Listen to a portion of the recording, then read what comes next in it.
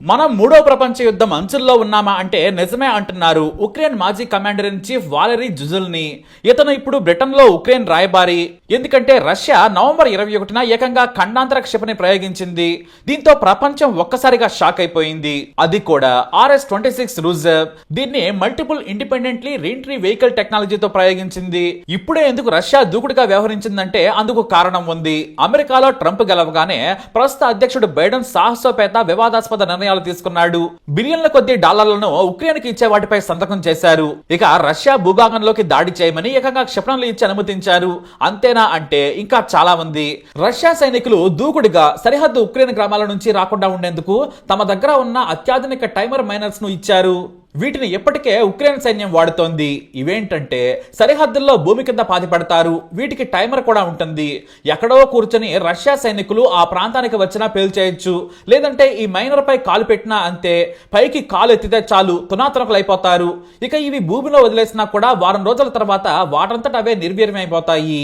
వాటిలో battery dead అవుతుంది. కాబట్టి వాటిని అలా వదిలేసినా కూడా ఏమీ కాదు. అయితే ట్రంప్ వస్తే రష్యా అధ్యక్షుడు పుతిన్ కు అనుకూలంగా వ్యవహరిస్తాడనే భయం ఉక్రెయిన్ అధ్యక్షుడు జెలెన్స్కీకి ఉంది. అందుకే బైడెన్ అనుమతించగానే ఏకంగా 6 మిసైల్స్ ను రష్యా భూభాగంలోకి ప్రయోగించాడు. ఇక వాటిలో 5ంటిని రష్యా కూల్చేశామని ప్రకటించింది. ఒకటి మాత్రం తమ భూభాగంపై పడిందని ప్రకటన చేసింది. కానీ వాటి సంగతి ఎవరికీ తెలియదు. ఉక్రెయిన్ మాత్రం తాము విజయవంతంగా రష్యా మీదకు మిసైల్స్ ప్రయోగించాం, అతిగా వ్యవహరిస్తే అంతు చూస్తామని హెచ్చరించాడు. కానీ పుతిన్ అసలే మెంటల్ కేసు. ఇంకేముంది, ఎప్పుడో 67 ఏళ్ల క్రితం తయారు చేసి పెట్టిన RS ఖండాంతర క్షిపణులకు మెరుగులు దిద్దడం మొదలు పెట్టారు. వీటిని మొదటిసారి 1957లో పరీక్షించారు. కానీ ఇప్పుడు మాత్రం ఏకంగా ఖండాంతర క్షిపణి ప్రయోగించారు పుతిన్. ఈ హైపర్ సోలిక్ క్షిపణి ఉక్రెయిన్ సరిహద్దుల్లో పడింది. అయితే 1000 కిలోమీటర్ల దూరంలో కూడా లేని ఉక్రెయిన్ పైకి ఖండాంతర క్షిపణి అవసరం లేదు, మామూలు మిసైల్స్ చాలు. కానీ ఎందుకు ప్రయోగించాడంటే ఈ రూబెస్ హైపర్ సోలిక్ క్షిపణి ఆయుధాలను మోసుకెళ్లగలదు. మరోసారి మా దేశం మీదకు క్షిపణులు ప్రయోగిస్తే అణ్వాయుధాలు వేస్తామనేది హెచ్చరించడానికి. అంతేకాదు అమెరికా ఆయుధాలతో తమ మీదకు దూకుడుగా యుద్ధానికి రావద్దనేది ఓ హెచ్చరిక. అంతేనా, తమ పాత ఆయుధాలు పనిచేస్తున్నాయా లేదని తెలుసుకోవడానికి కూడా. వీటికి అత్యాధునిక GPS లాంటి గ్లోనర్స్ ను జత చేశారు. వేగం నుంచి లక్ష్యాన్ని సరిగా చేరుకుందా లేదా అని పరీక్షించడం కూడా పుతిన్ వ్యూహంలో భాగం. ఎందుకంటే మార్పులు చేర్పులు చేసేందుకు సర్వం సిద్ధం చేసుకుంటున్నారు ఆయన. సరిగ్గా ఉక్రెయిన్ లోని పెద్ద నగరమైన నిప్రోను ఢీకొట్టింది. దీంతో ఫుల్ సక్సెస్ అయింది ఈ ఖండాంతర ఆపరేషన్. ఇక పుతిన్ నాటోలో భాగస్వామ్యం ఉన్న యూరోప్ దేశాల మీద కూడా దాడి చేస్తారనే భయం పోలాండ్ సహా ఉక్రెయిన్ సరిహద్దు దేశాల్లో ఉంది. ఒకవేళ యుద్ధం వస్తే ఏం చేయాలనే దానిపై తమ ప్రజలను సోషల్ మీడియా ద్వారా, పాంప్లెట్ల ద్వారా ఆయా దేశాలు అప్రమత్తం చేస్తున్నాయి. ముందే కనీసం 2 నెలలకు సరిపడా సరుకులను సిద్ధం చేసుకోవాలని కూడా అలర్ట్ చేస్తున్నాయి ఆయా దేశాలు. ఇంత భయం ఎందుకు వచ్చిందంటే అమెరికానే కారణం. ఉక్రెయిన్ కు ఆయుధాలతో పాటు డబ్బులు ఇచ్చి ఇక దున్నై రష్యా అంతు చూసేమని రెచ్చగొడుతోంది. మామూలుగానే ఈగో ఎక్కువగా ఉన్న ఉక్రెయిన్ అధ్యక్షుడు రష్యాతో పెట్టుకుని తమ దేశాన్ని నాశనం చేసేశాడు. నాటోలో చేరమని ఓ ప్రకటన చేస్తే సరిపోయేది. రష్యాతో పెట్టుకుని ఇప్పుడు దేశాన్ని నాశనం చేశాడు. రష్యాకు పెద్దగా నష్టం ఏమీ కలగలేదు. తమ సైనికులు చనిపోయినా రష్యా అధ్యక్షుడు అస్సలు బాధపడాడు. 2 లక్షల మంది సైనికులను పోగొట్టుకుంది రష్యా. అంతేకాదు యువకులకు శిక్షణ ఇచ్చి బలవంతంగా సైన్యంలోకి చేరుస్తుంది. దీంతో కనీసం తమ దేశంలో పనిచేసేందుకు లేబర్ కూడా దొరకడం లేదు.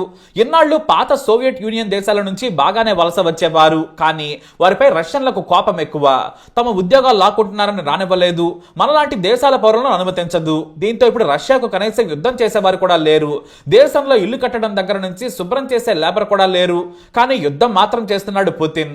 అందుకే ఉత్తర కొరియా నుంచి 10,000 మంది సైనికులను తమ దేశం తరపున యుద్ధం చేసేందుకు పిలిపించుకున్నాడు. అందుకే మూడో ప్రపంచ యుద్ధం అంచుల్లో ఉన్నామని ఉక్రెయిన్ మాజీ కమాండర్ కమెంట్ చేశారు. అలాగే రష్యాకు చైనా ఆయుధాలను రహస్యంగా సప్లై చేస్తోంది. ఇరాన్ నుంచి తెచ్చుకున్న మిసైల్స్ ను ప్రయోగిస్తున్నారు. ఇలా మూడో ప్రపంచ యుద్ధం చేసేందుకు అతిపెద్ద దేశాలైన చైనా, రష్యా కలిసి పనిచేస్తున్నాయని ఉక్రెయిన్ చెబుతోంది.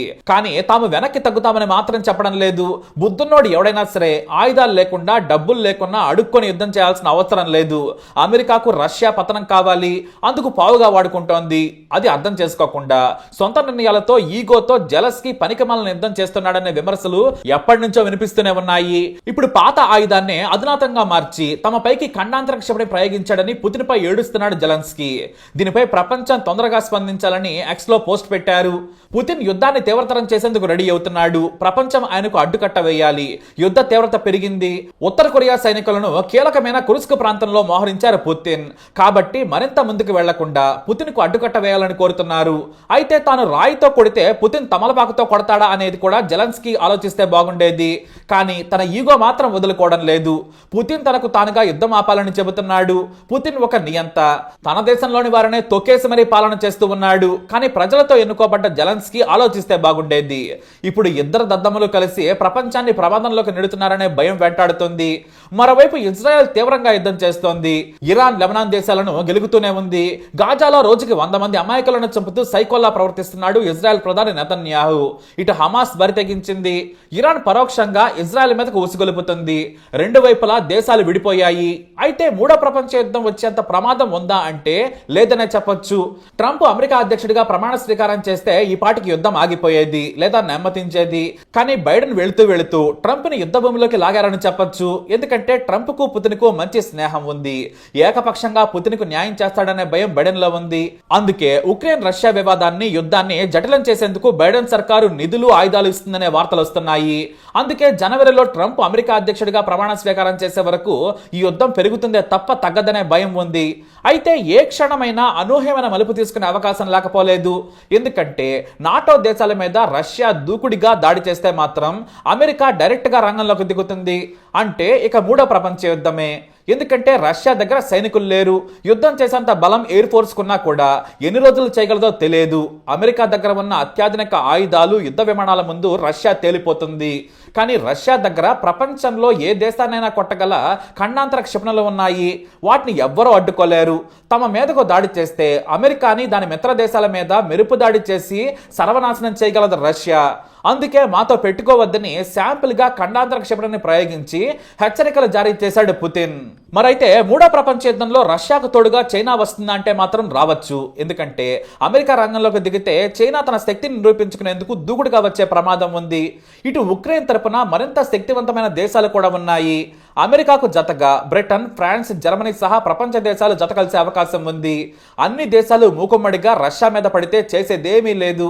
ఇక మన దేశం గురించి చెప్పాలంటే మాత్రం ఈ యుద్ధం జోలికి వెళ్లదు. యుద్ధం వద్దనే మొదటి నుంచి చెబుతుంది మన దేశం. మనకి యుద్ధం చేసేంత ఆసక్తి కానీ ధనబలం కానీ లేదు. అంతకు మించి అవసరం లేదు. ఎందుకంటే యుద్ధం వస్తే పెరిగే ఆయిల్, ఇతర వస్తువుల ధరలను తట్టుకోవడానికి మనం మరో యుద్ధం చెయ్యాలి. కాబట్టి మనం మూడో ప్రపంచ యుద్ధం కాదు యావత్ విశ్వం కొట్టుకుని చూస్తున్నా కూడా మనం మాత్రం వాటి జోలికి వెళ్ళాం. పైగా మనకు రష్యా స్నేహితుడే, ఇటు అమెరికా కూడా ఫ్రెండే. చైనా మన జోలికి వచ్చే ధైర్యం చేయదు. ఒకవేళ రష్యా సరసన చేరి యుద్ధంలో వేలు పెడితే చైనా మరింత ఆర్థిక సంక్షోభంలోకి కూరుకుపోతుంది. కాబట్టి జిన్పింగ్ సాహసం చేయడనే చెప్పొచ్చు. ఆయనకు నిజంగా ధైర్యం ఉంటే ఈ పాటికి తైవాన్ ఆక్రమించుకునేవాడే. అమెరికా భయం కారణంగా బెదిరిస్తూ నేను లేస్తే మనిషిని కాదని చైనా భయపెడుతుందంతే. అంటే చైనా మొరిగే కుక్కే గానీ కరవలేదు. ఎందుకంటే వారికి యుద్ధం చేయడానికి మనుషులున్నారు కానీ వ్యూహాలు తెలియదు. వారి ఆయుధాలు, విమానాలు ఎంత మేర నమ్మదగినవో కూడా వారికే తెలియదు. చైనీయులకు రియల్ టైం వార్ ఎక్స్పీరియన్స్ లేదు. అందుకే భారత్ తో సరిహద్దు దగ్గర ముష్టి యుద్ధానికి దిగే ముష్టి దేశం చైనా. కాబట్టి మేకపోతు గాంభీర్యమే కానీ రష్యా, అమెరికా మాదిరిగా దూకుడుగా వెళ్లేంత సత్తా లేదు. ఆసియాలో భారత, చైనాలు పక్కకు జరిగితే మూడో ప్రపంచ యుద్ధానికి పెద్ద విలువ ఉండదు. ఎందుకంటే పెద్ద దేశమైనా కూడా బ్రెజిల్ కు కూడా యుద్ధం చేసే మూడ్ లేదు. ఇటు సౌదీ నుంచి యూరప్ లోని చిన్న దేశాలన్నీ శాంతి మార్గమే పట్టిస్తాయి. కాబట్టి మూడో ప్రపంచ యుద్ధం రాదు. మరి మూడో ప్రపంచ యుద్ధంపై మీ అభిప్రాయాన్ని కమెంట్ ద్వారా తెలియజేయండి. ఈ వీడియో అప్డేట్స్ కోసం మై ఛానల్ ఫాలో అవ్వండి. అలాగే తప్పకుండా సబ్స్క్రైబ్ చేసుకోండి.